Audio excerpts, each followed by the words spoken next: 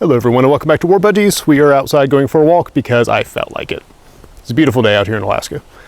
So, episode 1 is up and thank you guys so much for your views and your comments and the likes and all that kind of stuff. Hope you guys will enjoy episode 2 as well. We'll get to that shortly. If you wouldn't mind, just give the video a like and a share just so we can get more people interacting with the world of Warcaster and all the beautiful things therein. Before we get to the episode, I wanted to tell you guys, I don't have final approval from the convention folks yet, but our intent is to run a Warcaster narrative event at Warfare Weekend, November 1st through the 3rd, I believe. I'll put the information up on the screen.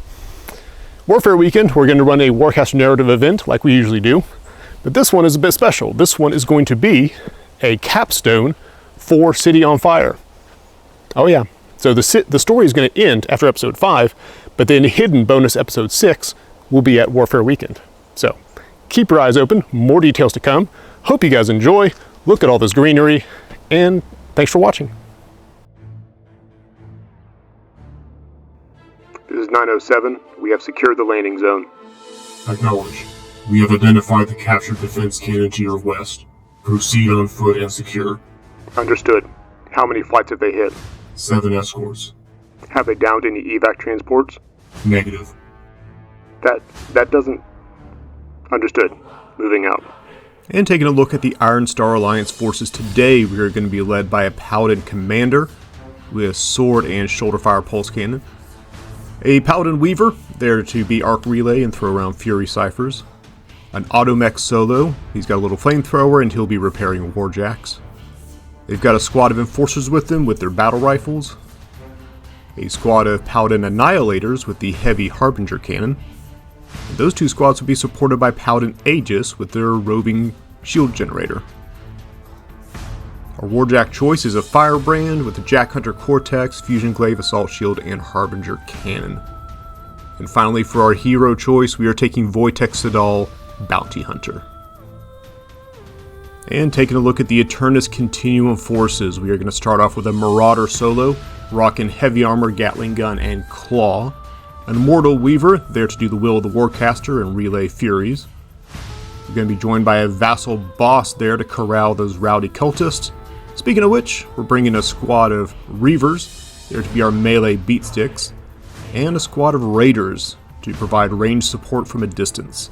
Both squads are going to be able to be backed up by Rakers, which are the adorable mech hounds. And our warjack choice would be a Scourge Light Warjack with a Killer Cortex, Wrecking Claw, Force Rod, Rocket Pod, and Nailer, armed to the teeth. And finally, our hero choice will be Harlan Sek himself, the Curator.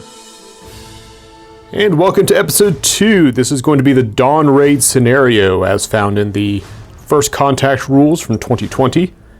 It features the giant cannon you're witnessing right now. We'll get more on that in a second. This scenario does use 3 objectives, the first of which is the giant cannon here in the center.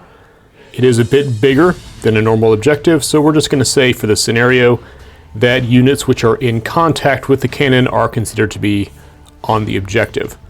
There are also 2 smaller objectives. We've got one tucked back here behind the crates, and another one on this building on the opposite corner.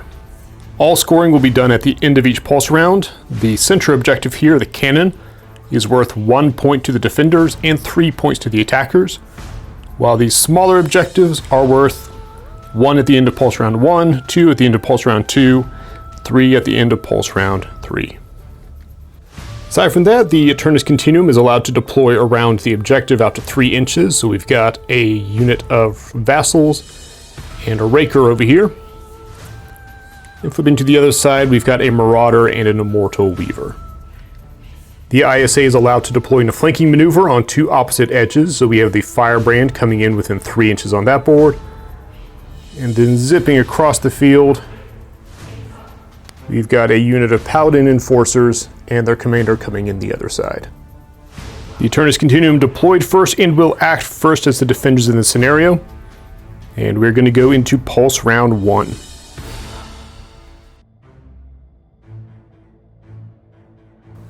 The AC Warcaster is going to start by charging the Marauder. The ISA Warjack is just slightly out of range for the Immortal Weaver, so we're going to hold fire on our ciphers for now. What we are not going to hold fire on, however, is the giant frickin' cannon. So the Marauder will activate, move him just slightly, getting ready to intercept the Warjack as it approaches, and the giant cannon is going to ratchet around and draw a line on the Warjack. The Marauder is Rat 4 and is charged, but only one hit. Firebrand is defense 3, blocks it easily. But the cannon is a blast weapon, so we're going to roll its POW 5 against the Firebrand's armor 4. Nothing doing. The Vassal Reavers will take their little buddy, move 6 inches up, just to block the pass here, intercept the Paladins as they come through. And thus situated, we'll open up with their little shooty pistols. My Eternus Continuum legal advisor has instructed me to stop calling them shooty pistols. They are called nailers. So first of the shooty pistols into the Paladins. 2 to hit, defense 3, and blocked. Shot number 2, nothing doing. And shot number 3.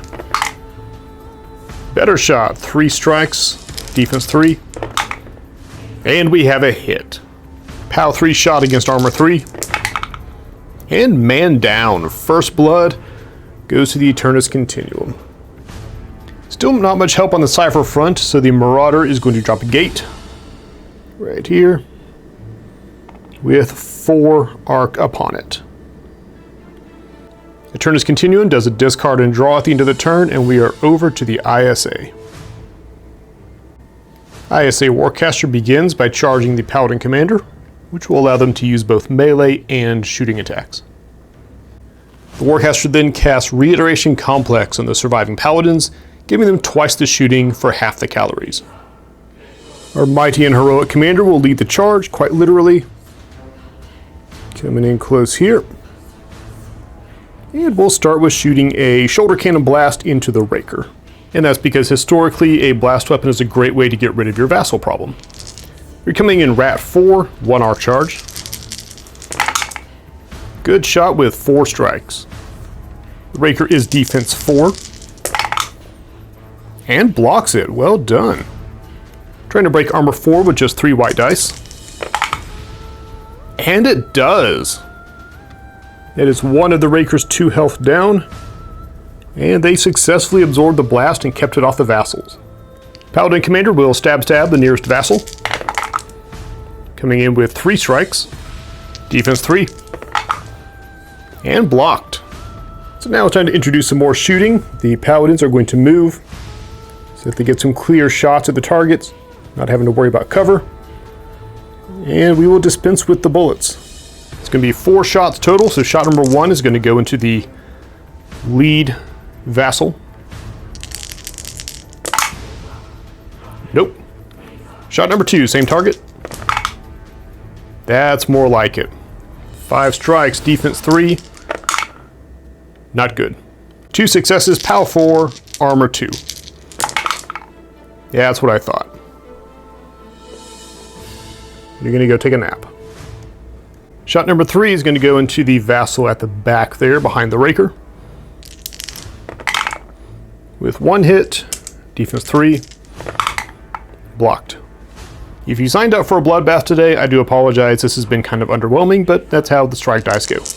Shot number 4, same target. 2 strikes, defense 3. All right, 1 gets through. Let's see that t-shirt trench coat armor. And another one down.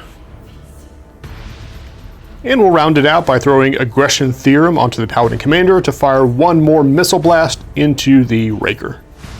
Rat 4 with a charge. That is not great. 3 strikes. Raker's defense 4. It gets through. 1 success on the Raker. Trying to break that armor 4. 3 white dice and a red. And it breaks. Does the blast damage on the vassal? Beautiful.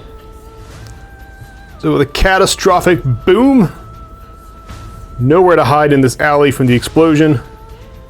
the squad is wiped. For their void gate, the ISA is going to come down to this bottom corner. Drop a 4-arc gate thusly. Moving back to the AC turn, the Marauder is charged, so we're going to go ahead and take away his activation token. And we'll drop a charge token on the Weaver there in the back, giving them the range boost they need to start reaching the Firebrand with their Cypher cards. The first of which will be Atrophic Decomposer. It's a POW 2 shot that inflicts corrosion on the hit.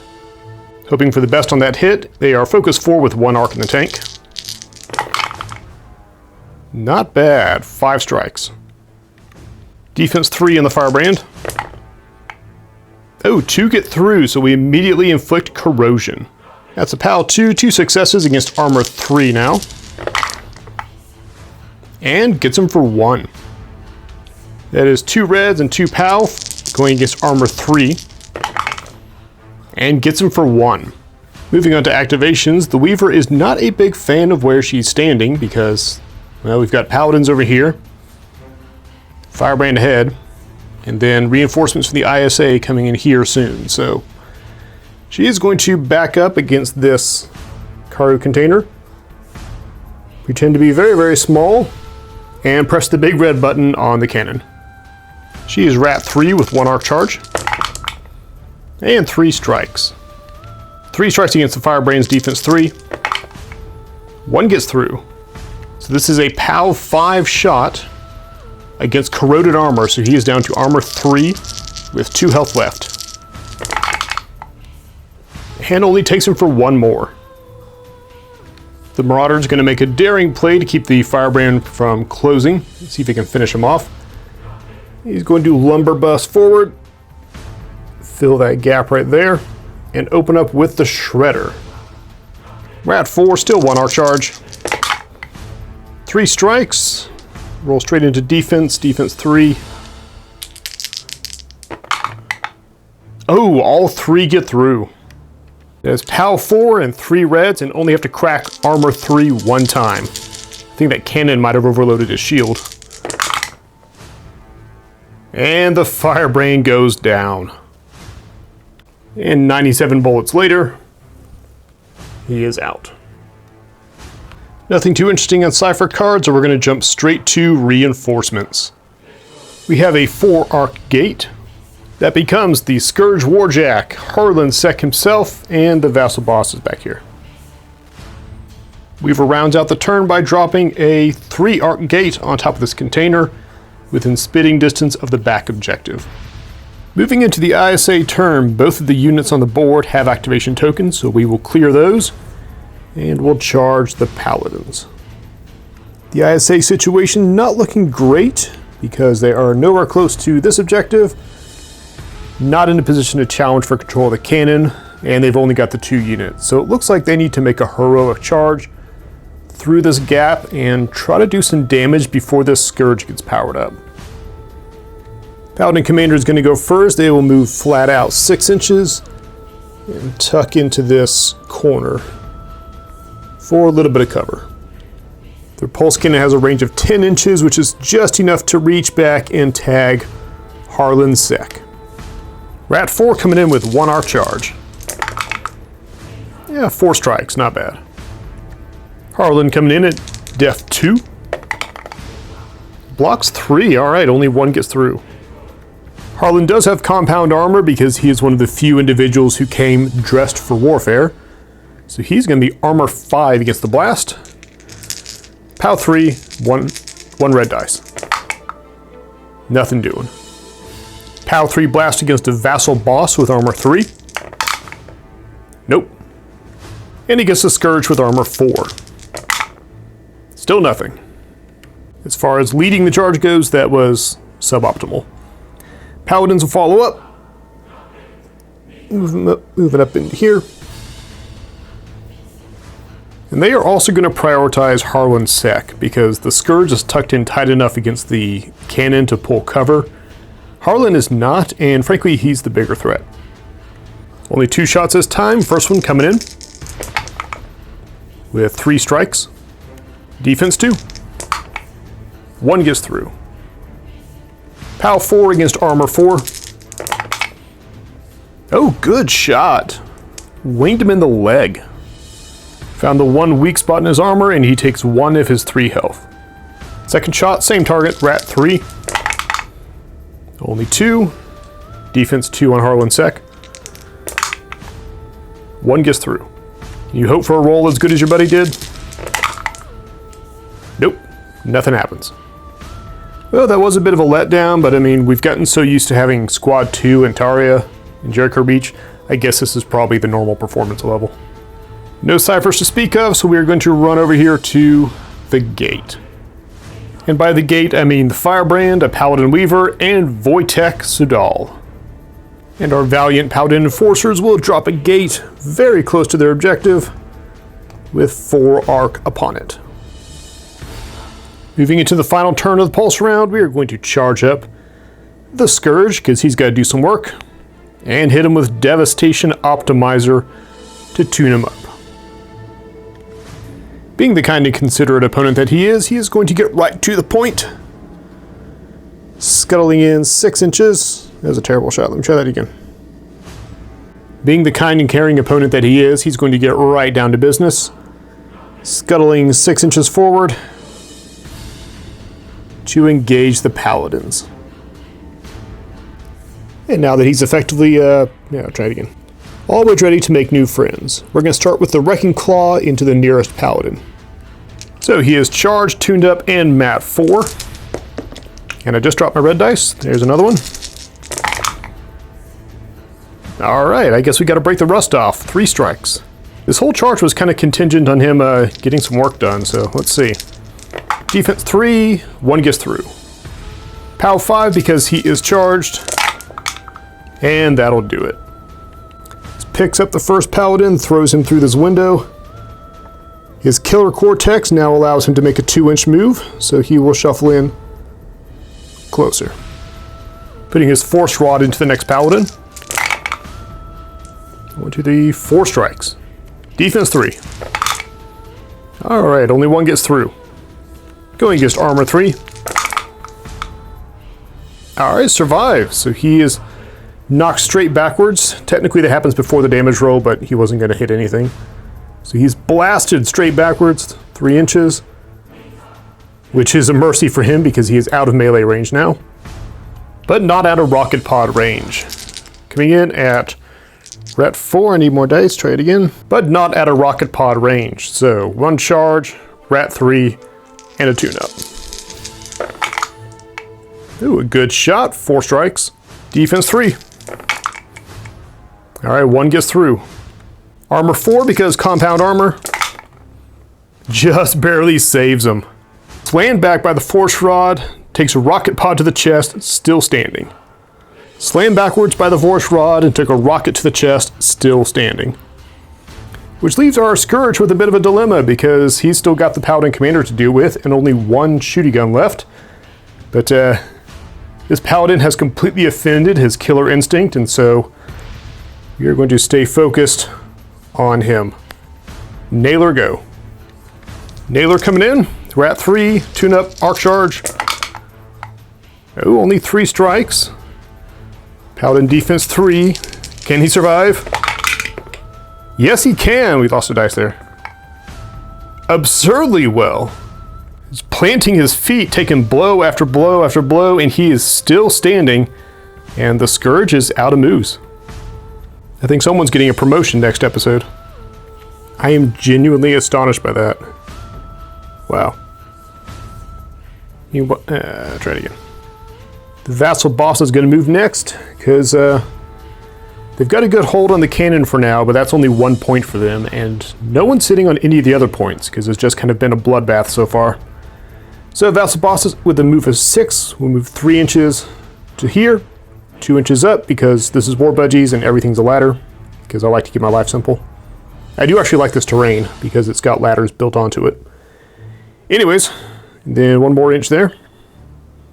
From that vantage point, the only thing she can hit is the Firebrand, so we're going to try for that. Rat 4, no arc. 3 hits. Defense 3. Alright, 2 get through. There's only power 3 against armor 4. But she wings him for 1. And because of her special rule sidestep, she'll take a 1-inch move because she hit an enemy with her attack. Second shot. Only 1. Defense 3. And blocked. Turnus Continuum has some pretty good Cypher cards, but they want to hold on to them because, you know, things like Impulse Inducer wouldn't make sense to use right now. So that'll be it. They are currently holding at the end of theirs. They have 1 person on the objective. Hey everyone, it's John from the future. I just went back in time a few minutes because I realized I forgot to spawn reinforcements on this turn. So I'm not going to show you what happened to the rest of the board, but we're just going to spawn out of this gate real quick. And we're going to spawn 3 raiders and a mantlet. You don't see mantlets a lot. They're DC 1, so it was a nice way to clean off the last arc on that gate. And also gives them a bit more of a defensive bonus. They gain compound armor and some bonuses against ciphers. 3 arc gate shows up here, and we now return you to Future John. ISA turn 3, they choose to charge the Firebrand. And in a surprise maneuver, we'll use Encrypted Command on the Paladin Commander. I use surprise metaphorically, I'm playing both armies, but you know what, here we go. Going with a sword. Give him the old stab stab. Or, you know, not. Scourge defense 4 with tune-up. And misses. Still has armor 4 though. Yeah, nothing happens. Paladin Commander is going to long shot a pulse cannon into Harlan Sec. 1 arc charge. Wow.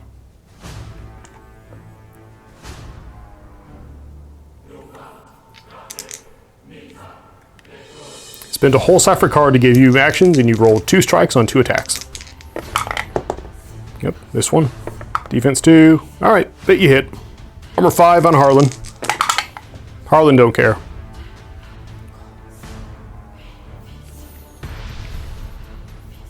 Harlan doesn't give a cut. Harlan doesn't give a cut. Firebrand going next. Move 6. We're going to move 3 inches to the building. Coming up here. And oh, looky who we have. Gonna start with a good old shield bash at mat 4, 1 arc charge. Not bad. 4 strikes. Defense 3. Alright, 2 go through. Al 2 and 2 red against armor 3. That just about wipes her on the spot, takes away 1 health. Following up with a sword stab. Minor stab. 2 strikes, def 3. Blocks it. Firebrand is going to spool up the Harbinger cannon next. Not necessarily at the boss. He's going to spike. Try it again. Firebrand is going to spool up the shoulder-mounted Harbinger cannon. Not shooting at the boss. He's going to spike for Hunter Killer rounds and shoot straight through the building at Harlan. Just a straight rat 4 on this one. Oh, 3 strikes. Harlan defense 2. And 2 get through. Harlan is at armor 4, 2 health. We're rolling not too many dice. If you can somehow show 8 strikes, you can be the hero. No, you can't. He's already the hero. It's going to be hard to top that. But let's try. And we missed a white dice. Okay. I know it didn't do anything, but it's sort of a compulsion. 4 strikes takes Harlan down to his last health. And this was the point where I realized I hadn't spawned out of this gate, and so I sent Future John back to interrupt Past John. So that answers the question of why are these raiders suddenly here, and where did this gate come from? No ISA ciphers, they've got some good ones, but it is the end of the pulse round, so they're going to hold on to them for now. Reinforcements. We have 4 arc and lots of space. And we're going to spawn out an automech and a unit of Paladin Annihilators with the Paladin Aegis attachment there in the back. That does wrap up Pulse Round 1, so the situation is as follows. This objective completely untouched. AC is holding the cannon objective with the Weaver. No one else is in contact, which is our rules for that one. And ISA has a toe on the objective over here, so it is going to be 1-1 moving into Pulse Round 2.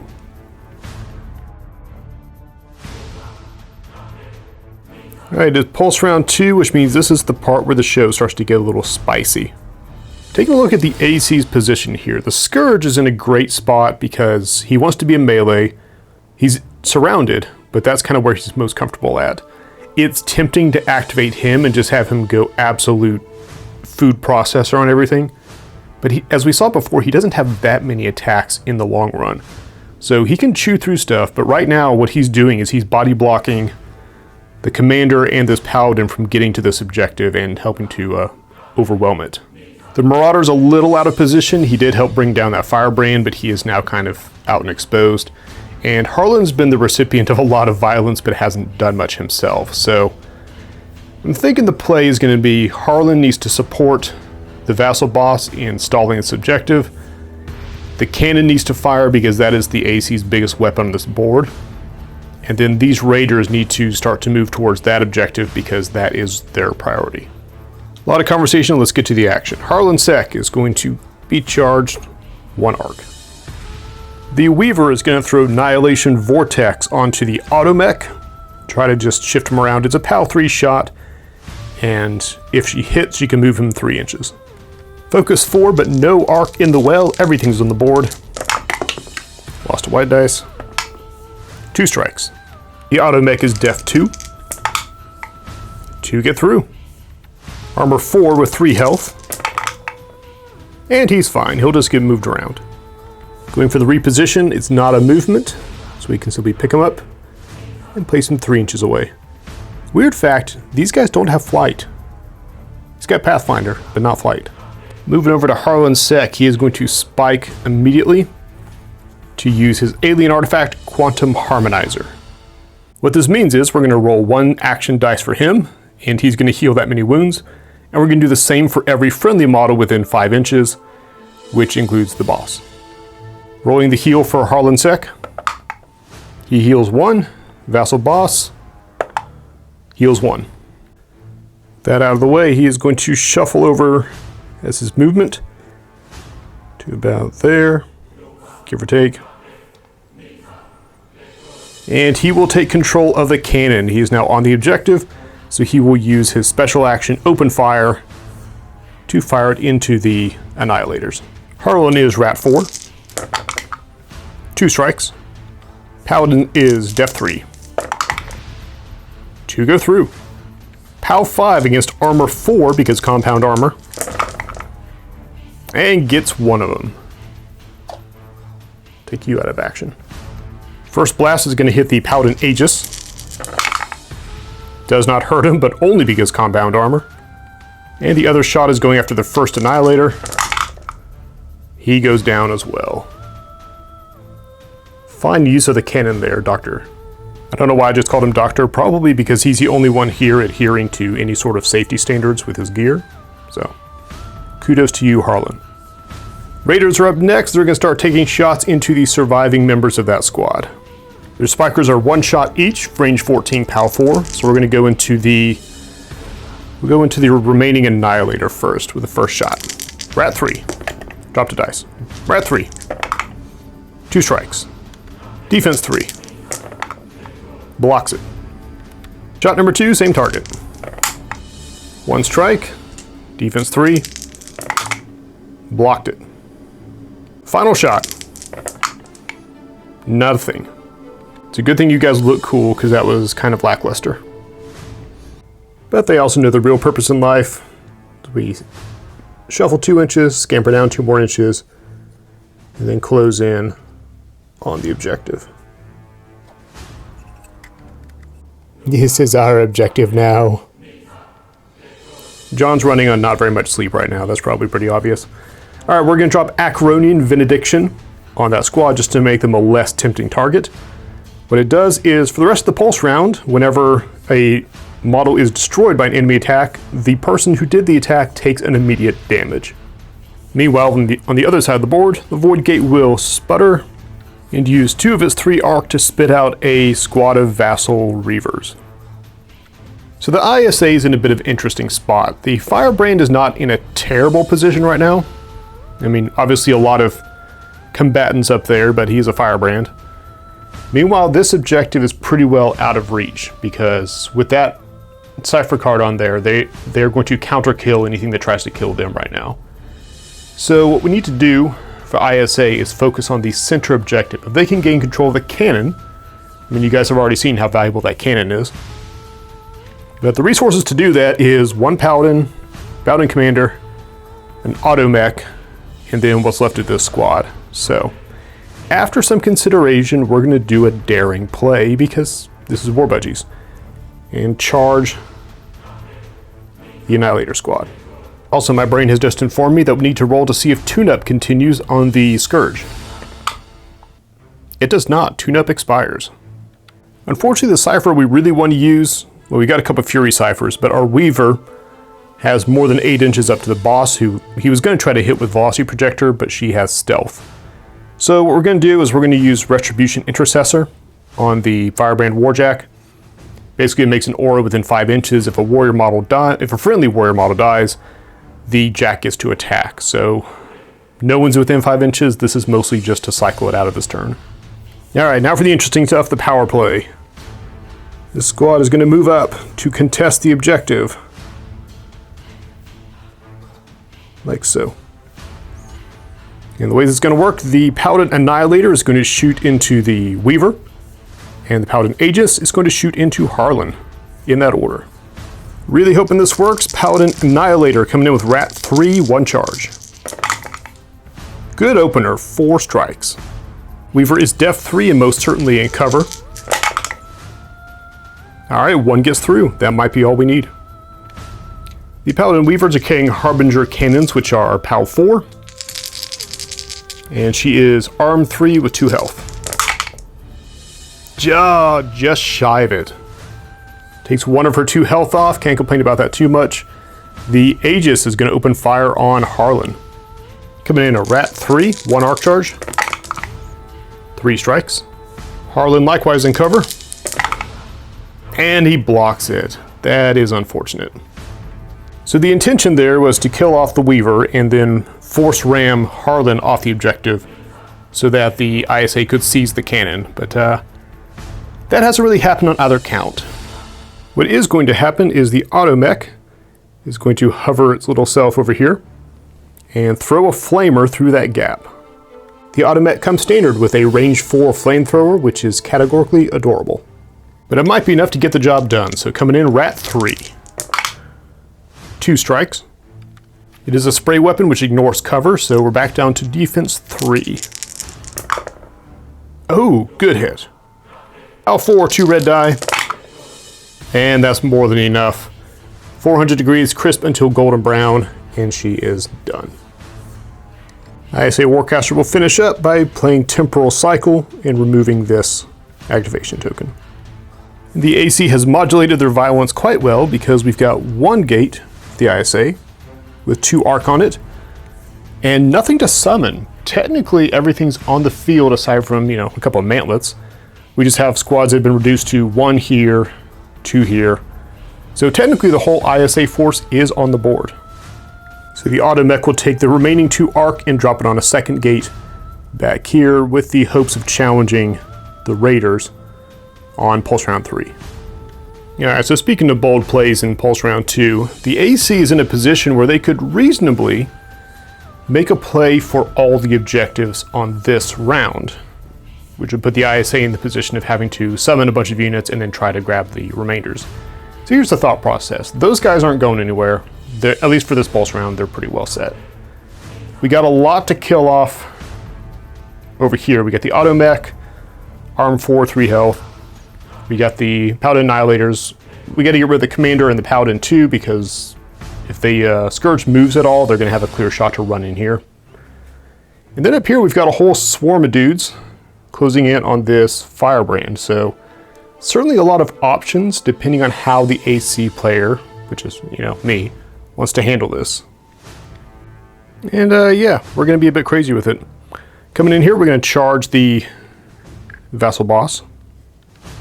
Going to use Recurrent Apotheosis. So 1 squad member, horrible deranged magical noises happen, and they are replaced with a solo.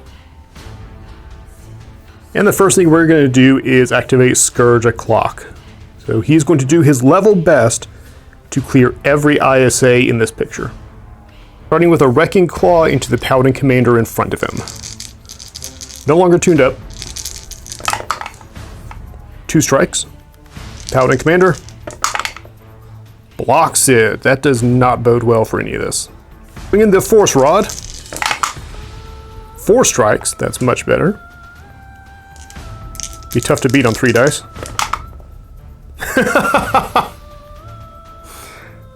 This game. So the heavy Wrecking Claw swings, ducks it. Force Rod swings, sidestep. We got a freaking John Woo movie going over here. So it's going to be a Nailer into the Commander. 4, that's better. Slightly better. Okay, 2 of them get through. POW 3, Armor 3, and 2 health. Oh, he gets him! So those earlier 2 swipes were just little feinting maneuvers. The Nailer kicks out, and the Commander goes down. Should have been more like this guy. And as much as the Scourge really wants to settle this score, he's going to do the smart thing, swivel his rocket pod around 180, and shoot it into the Paladin Annihilator. Rat 3 with an arc charge. 4 strikes, that's good. Defense 3. 1 gets through. It is POW 4, but he is also Armor 4 because compound armor. And he's fine. Blast on the Paladin Aegis. He's fine too. Blast on the Automech, who does not have compound armor but is Armor 4 by default. And glances him at least. With the Commander gone, Scourge is going to back up to here, helping to hold the objective. Going to guard that gate, make sure nothing comes out of it, and just kind of give him the evil eye. That is a rotten stretch of luck for them. We're going to jump up to the Vassal Boss, who's going to put both guns into the Firebrand at close range. Or rather, she's going to move slightly, because that's technically cover. Rat 4 with her submachine gun. 3 strikes, defense 3. 2 get through. They are only POW 3, but I did forget earlier that they have armor piercing, so he is now Armor 3. 2 reds. Ah, didn't get him. It's all falling apart for the AC now. Shot number 2. Oh, there we go. I just have to taunt them a little bit. That worked great. 7 hits. 7 strikes against defense 3. Okay, 5 get through. Apparently she put all the bullets into her second gun. So if we can show 6 strikes, Firebrand will be down. I'm not that great at math, but that is more than 6 strikes. I gotta hand it to her. I did not see that one coming. And she'll sidestep up her 1-inch move. And we'll use Mortality Destabilizer to bring back our missing squad member. Moving into ISA turn 2, they're going to charge this gate up to 3. And use Recall Initiative on Wojtek because it was a good idea at the time, but he hasn't done much. Paladin Weaver's kind of in the same boat. He's going to hustle forward, go 2 inches up onto here. And put a courteous pistol shot into the Weaver. Coming in, Rat 3. 2 strikes. She is definitely in cover. And 1 gets through. Pistol's POW 3. And nothing doing. Coming over to our squad, our hopeful heroes. Make a move slightly this way. Yes, we'll take in 2 inches. And he's going to fire into the Scourge. What we're going to try for is the old Newton's Cradle maneuver and slam the Scourge back into Harlan. Probably won't kill either one, but it will be funny. Rat 3, 1 arc charge. Not bad. 4 strikes. Go straight into the defense roll. 3 defense. Wow. Alrighty then. So he spikes for Force Ram. Blasts into the Scourge. Goes straight backwards. Colliding with Harlan. That's a 50 mil against a 40 mil base, so the Scourge doesn't matter, but we're going to get a collateral roll on old Harlan. First of all, though, the Scourge is going to take against his Armor 4, POW 3 hit with 4 red dice. What just happened here? 1, 2, 1, 2. Alright, completely cleans off 2 of his health instantly. Slams him back into Harlan, who has armor 4. Nothing. Still, 2 damage on that dude was really quite nice. So, wow, yeah, as usual, I'm kind of awestruck. Paladin Annihilator had a pipe dream of using the cannon on his go, but unfortunately it's still contested, so he's going to shoot his Harbinger cannon, strafe weapon. 1 strafe. Going against the Scourge. 2 strikes. Scourge blocks. Going against Harlan. 1 strike. Not looking good, buddy. And blocked. Still an impressive showing from the Aegis there. Meanwhile, over on this side, the Weaver is going to Velocity Projector the Vassal up front. Focus 4 with 1 arc in the tank. Oh, that's pretty good. 1, 2, 3, 4, 5, 6. Vassal has cover. And 3 get through. He also slams backwards, colliding with this guy. Velocity Projector is a POW 3. We got 3 successes, and he just slammed an equal size base, so we're going to add 1 more. This guy is armor 2. Yeah, that's what I thought. His buddies can take a collateral roll. We'll roll straight into that. He's fine. I assume he's fine because this guy was mostly a gelatin by the time he actually moved backwards. Reinforcement's going to spawn out of this gate here in the back. It is going to be the Firebrand and Wojtek, who I've just realized are in the exact same pose.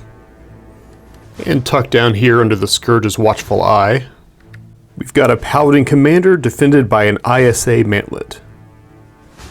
And over yonder, the Paladin Weaver will drop a 2-arc gate right onto the side of this.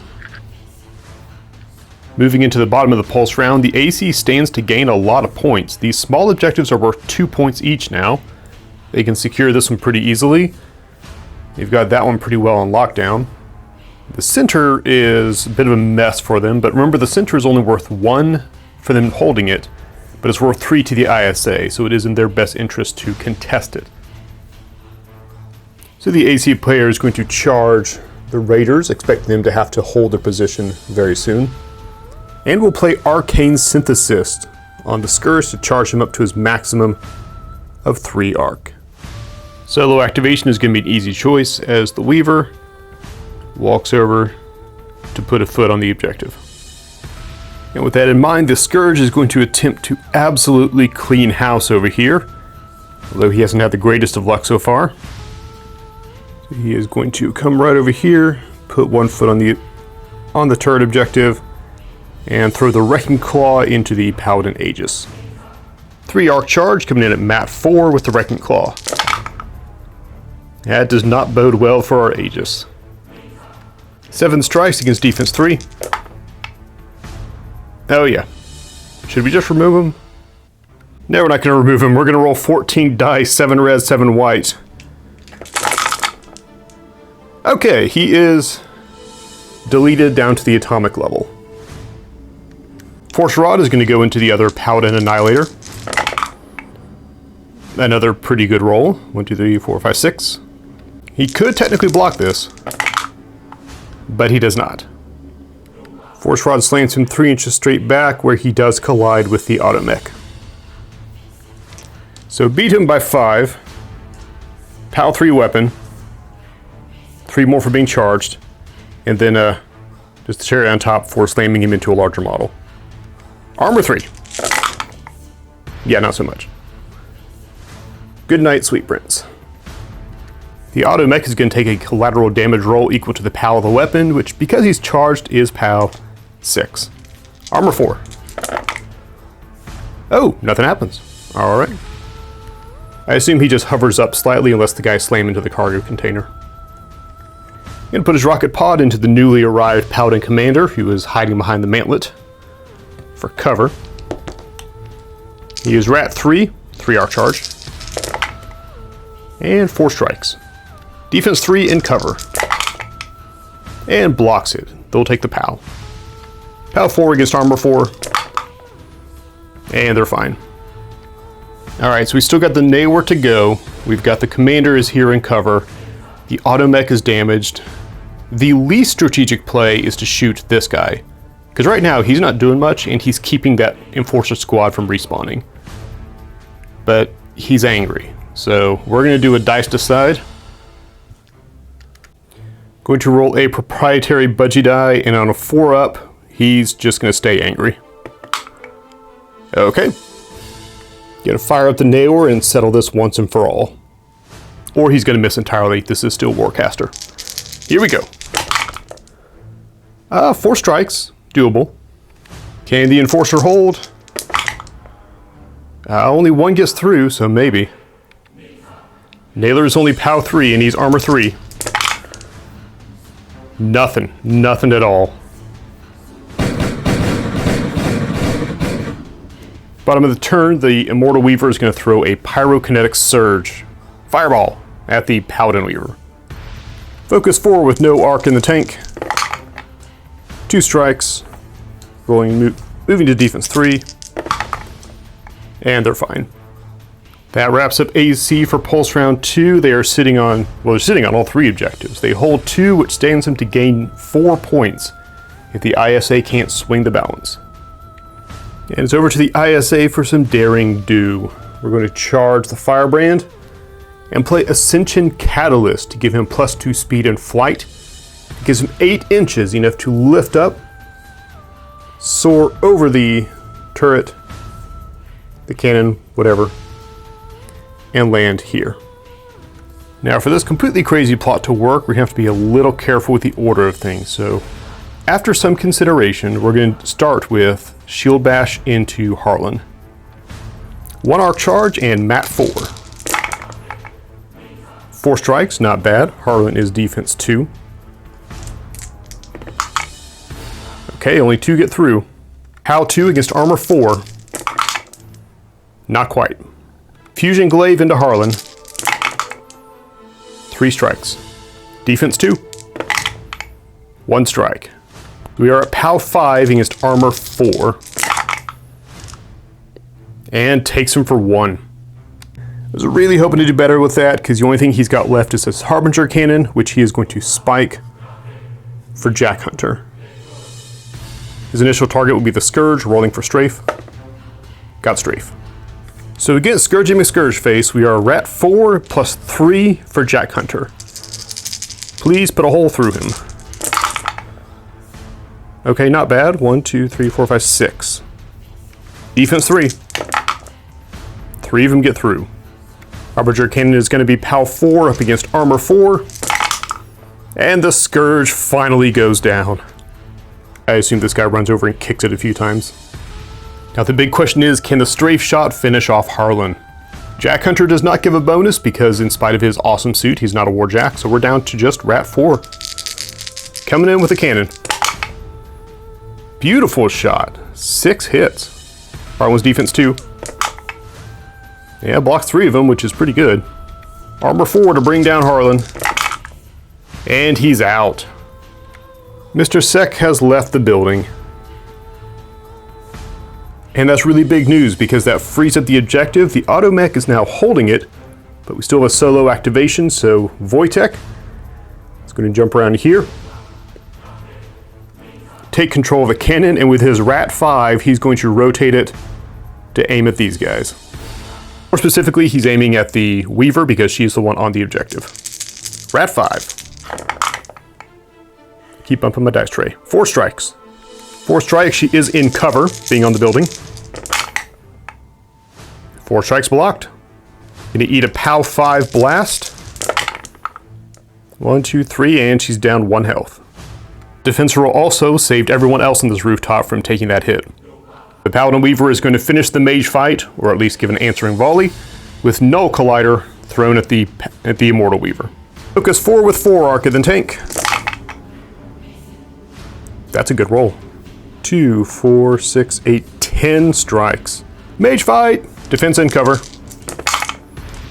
Yeah, also a pretty good roll. 2, 4, 6. So 4 strikes get through. Null Collider is POW 3.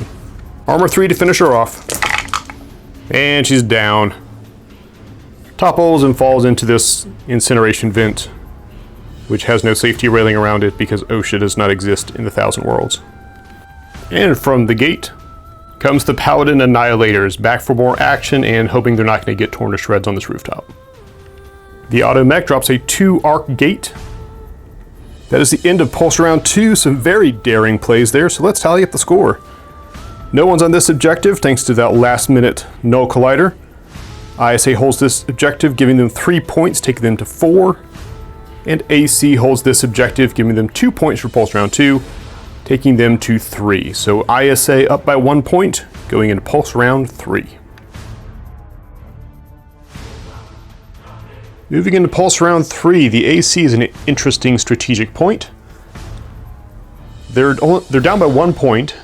The small objectives are worth 3 points right now, so really their best bet would be to lock down at least one of the small objectives and try to deny the ISA the rest of them.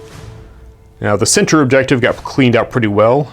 The Marauder's over here, so he can run. He's a sturdy guy. He can run in to help body block the cannon. Got a crack team of Raiders back there. The really interesting one is going to be this. The Annihilators just showed up. Those are all strafe weapons we're holding, by the way, so they could absolutely make mincemeat out of this crew up here. Possibly.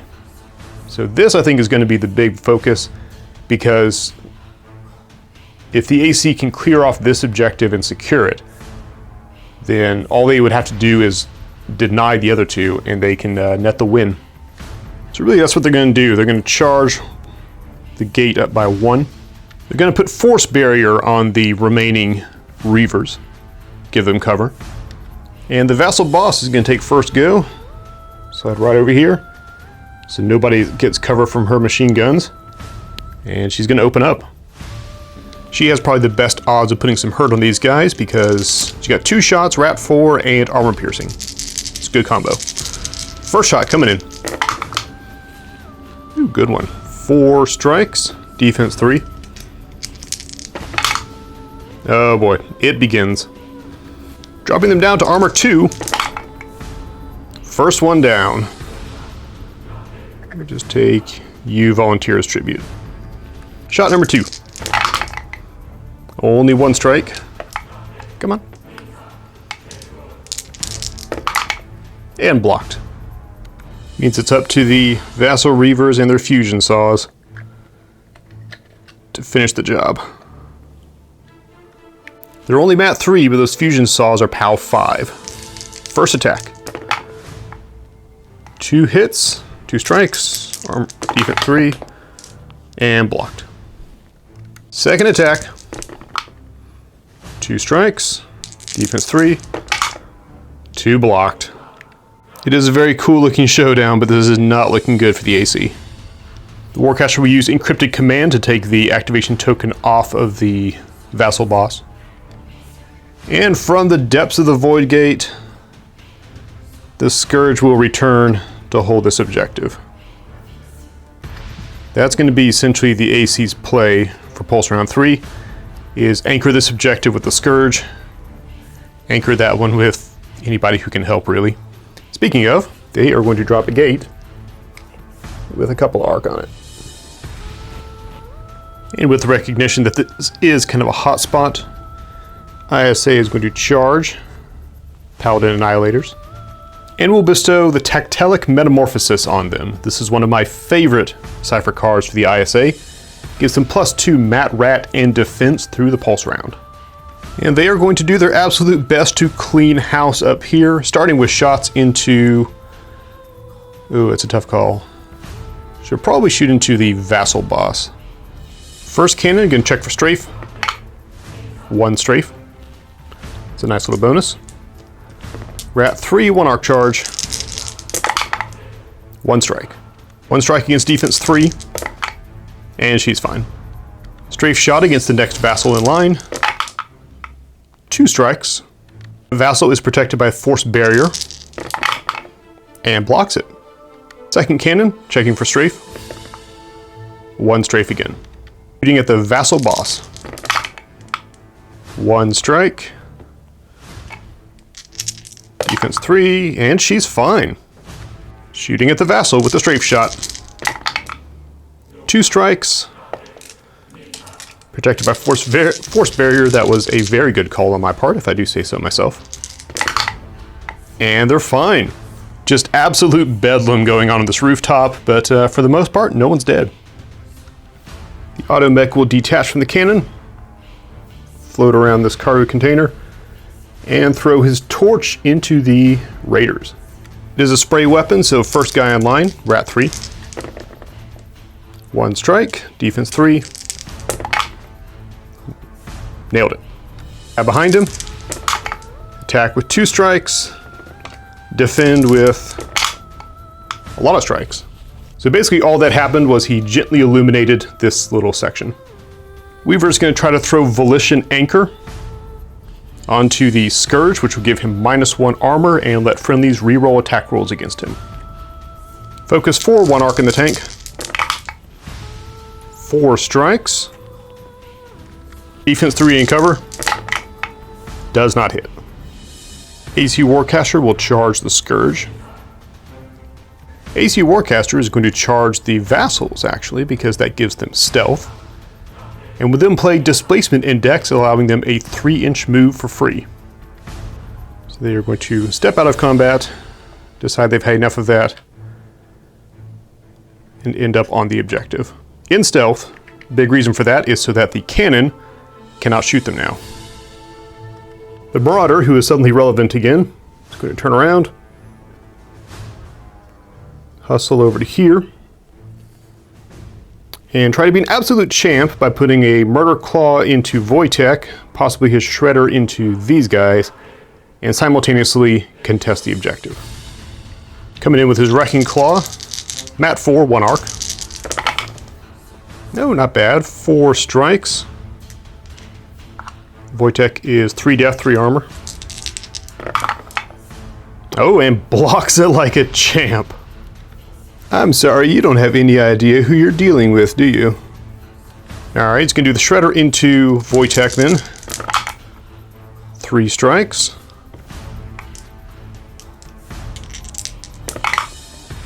Yeah, that's more like it. Shredder is POW 4, Wojtek is armor 3. And takes 2 of his 3 health. Okay, maybe you do know who you're dealing with. And as much as I really want to go with the Scourge, we're having to take a very delicate play here. Because if we wipe out the rest of the Annihilators, they could respawn out of that gate next turn. And we're getting towards that important point where reinforcements won't matter because we're at the end of Pulse Round. So what's going to happen is the boss is going to turn around and put shots into the Weaver. Rat 4, 1 arc charge. 4 strikes, pretty good. Defense 3. Okay, 1 gets through. But it is armor piercing, so he is down to armor 2. She gets 1 of his health. Second shot, can she pull it off? 4 strikes. Not great, not terrible. 2 get through. Still armor 2. And just barely enough to take him out of action. Final Cypher card will be Devastation Optimizer to tune up the Scourge. Void Gate here in the back will spit out 1 Immortal Weaver, because that's all really that's left in the sideboard. Closes out turn 2 for the AC. We are getting down to the crunchy bits here. AC has a hold on 2 of the objectives. That is 6 points worth, while the ISA is fighting it out over the center, which, remind you, is only worth 3 for them, so they can retake it and still lose the game. So this could very easily be the turn that decides the game. We are going to charge Firebrand and play one of our favorite Cypher cards ever, Ascension Catalyst. So he will turn, once again lifting off the ground, which has got to be a terrifying sight, and will drop himself right there. Bonjour. Trouble is, he's got a lot of work to do and not a whole lot of attacks to do it, so he's going to lead off with his own Harbinger Cannon into the Vassals. How many strafe? Getting 1 strafe. Attack on the first one. Not bad, 4 strikes. Force Barrier is still up. And 1 gets through. Doesn't bode well, these are 2 armor. Yep. First one down. Second attack. 5 strikes. And defense. 2 get through. That's probably not going to go well. There you go. And you are out, sir. Shield bash into the Scourge. Oh, not a bad bash. 3, 4, 5. Defense 4 because tune-up. 1 gets through. That is only POW 2. Armor 4. Nothing. Spiking for Jack Hunter. Showdowns like this are part of why I love Warcaster. Sword coming in with 7 dice. We're no longer charged, but we got Jack Hunter going. Sword stab away. That was okay. 4 strikes. Defense 4. 2 get through. Going up against armor 4, so unless he gets really lucky, I don't think he's in good shape. No, only takes 1 health. He has cleared the objective, however, and we will play Impulse Inducer to avoid putting an activation token on him. Meanwhile, Wojtek took that earlier attack a little personal, so we're going to strike back. Throwing his null detonator at Rat 5. 2 strikes. Only defense 2 on the Marauder. It hits, deals no damage, but it does strip off his arc, so he will not be able to just magically get rid of his activation token. Shooting with his Force Constrictor. Oh, that's a better roll. That is 6, 7 strikes. Against defense 2. And all 7 go through. The Marauder's armor 4, 3 health as the Constrictor starts to chew through the joints of his suit. And that is 1, 2 health down. And Wojtek pulls out his combat blade for his final attack at Mat 4. 3 strikes. Defense 2. Nothing doing. POW 3 and 3 red. Oh, doesn't quite get through his armor. Off by 1. Void Gate back here will spit out a Paladin Weaver. And that leaves us at a very tense moment in the game going into our final turn. The AC probably has this one pretty well because the automech can't reactivate. I'll spoil it and tell you guys we haven't drawn Encrypted Command or anything. The middle one's kind of a toss-up. I don't know about that one. Taking the arc charge off of the Marauder was huge because otherwise he was just going to activate again. And then up here, this is kind of anyone's game. It's just a complete mess. The Firebrand is ready to go a second time, but the Scourge is going to get to go first. Instead of charging, we're going to pull the arc off of this gate, causing it to collapse. And use Arcane Synthesis to load up the Scourge. He's coming in with Wrecking Claw at Mat 5 because of tune-up plus 3 arc charge. And that is categorically devastating. 2, 4, 6, 8, 10. 2, 4, 6, 8, 10. 13 strikes. Defense 3. Yay, block 2 of them. Break this down for you. We've got all those red dice. So Wrecking Claw is POW 4 and up by 3 POW because he is fully charged. I'm going to have to put the camera down just to pick these dice up. Alright, I'm going to roll these before I drop them all. Here we go.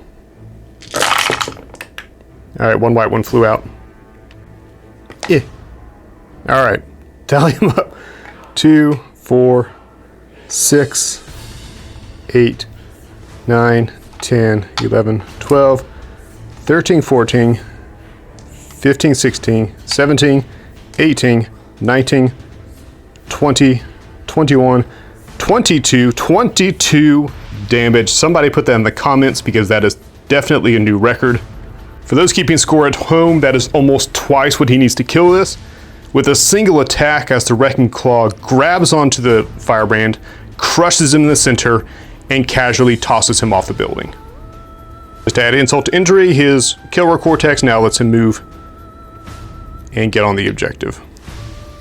For good measure, he's going to put his rocket pod into the guy on the side here. I'm at Rat 4 because of tune-up. 1, 2, 3, 4, 5. Defense 5 because tactilic metamorphosis. 3 get through. Armor 4 against explosions. Doesn't matter. He's out. His buddy will take a POW 4 hit from the blast against armor 4 and survive. And you give him the nailer, just to finish it up.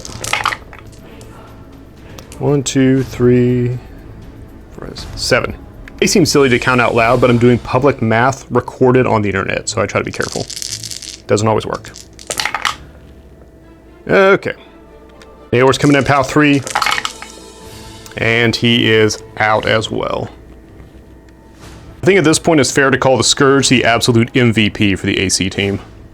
Not much more to say for the AC side. They are perfectly happy with the game state and just crossing their fingers, holding their objectives.